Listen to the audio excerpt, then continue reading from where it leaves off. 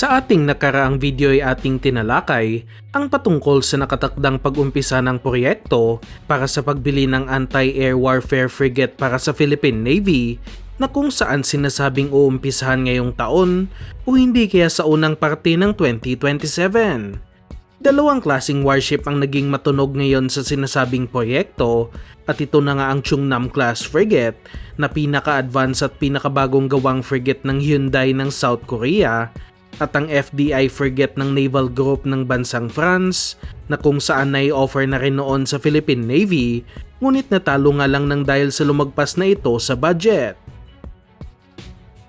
At hindi pa dito nagtatapos ang patuloy na pagpapalakas ng ating Philippine Navy dahil maliban sa anti-air warfare frigate, sinasabing bibili pa ulit ang ating bansa ng pang-5 at pang-6 na Miguel Malvar frigate na kung tawagin ay Miguel Malvar class frigate flight 3 at napakaganda na magiging 6 na ang ganitong klase nating warship.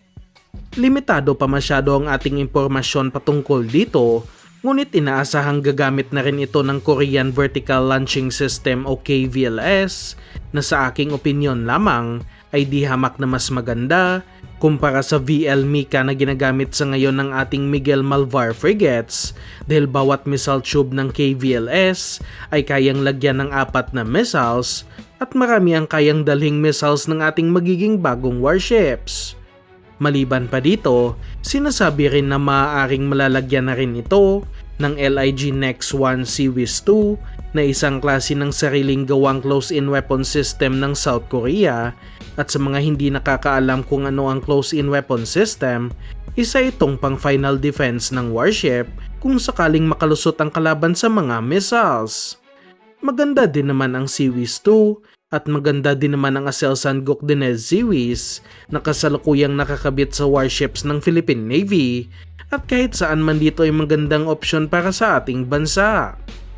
Hindi lang din mga major warships ang planong bilhin ng Philippine Navy dahil pati na rin ang mga maliliit na Navy vessels tulad na lang ng Acero class missile capable fast attack craft ay pinaplano ding dagdagan ng ating Navy. Ngunit hindi pa natin alam sa ngayon kung ilang units at depende na lang talaga sa ilalaang budget ng Department of National Defense. Nagdadalawang isip tayo sa planong pagdagdag ng Acero class dahil na rin sa sinabi na ng Philippine government na wala na silang planong bumili pa ulit mula sa Israel at kahit na pwede na gawin ang mga Acero class sa isang shipyard sa Cavite, kailangan pa rin bilhin ang mga weapon systems, mga radars at iba pang equipments nito mula sa Israel at sobrang delay na ng delivery ng Israeli defense equipment sa ating bansa. Mas malaki ang tsansa ngayon na makuha ng Philippine Navy ang ino-offer na FPB-98 fast attack craft ng OSHA Shipbuilding ng bansang France at sa aking opinyon lamang ay mas magandang opsyon ito dahil mas malakas ang firepower ng French vessel. Kung ating ikukumpara, armado ang Acero class na mula sa Israel ng mga Spike and Loss missiles na kung saan isang klase ng anti-tank missile na may range ng nasa 32 kilometers at maliliit na target lamang ang kayang wasakin ng missile.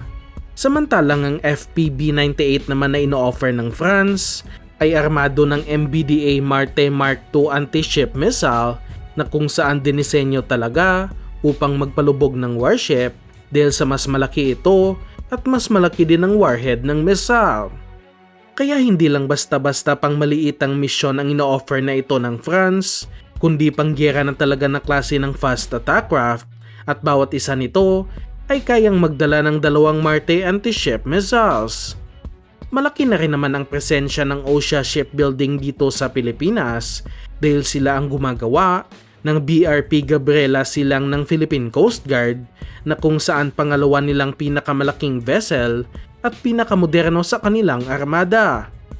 Maliban pa sa BRP Gabriela silang, nag-order din ang Philippine Coast Guard ng 40 patrol vessels mula sa OSHA Shipbuilding ng France na kung saan nagkakahalaga ng nasa 25 billion pesos sa tulong pinansyal na rin ng French government.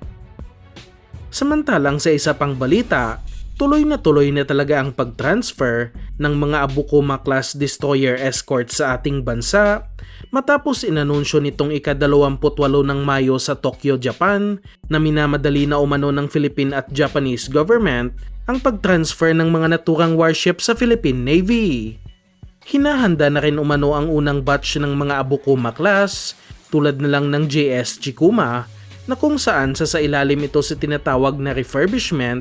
at sinasabing donasyon ang mga ito sa ating bansa, kaya hindi natin bibilhin ang mga ito at gagastos lamang sa repairs ng warships. Sinasabing mga nasa 4 hanggang 5 ang makukuhang Abukuma-class destroyer escorts ng Pilipinas at napakalaking tulong na nito upang mas mapalakas natin ang presensya ng ating bansa sa West Philippine Sea. Maraming salamat sa inyong panonood. Kung nagustuhan niyo ang video na ito, mag-subscribe sa ating channel at i-click ang notification bell. Hanggang sa muli!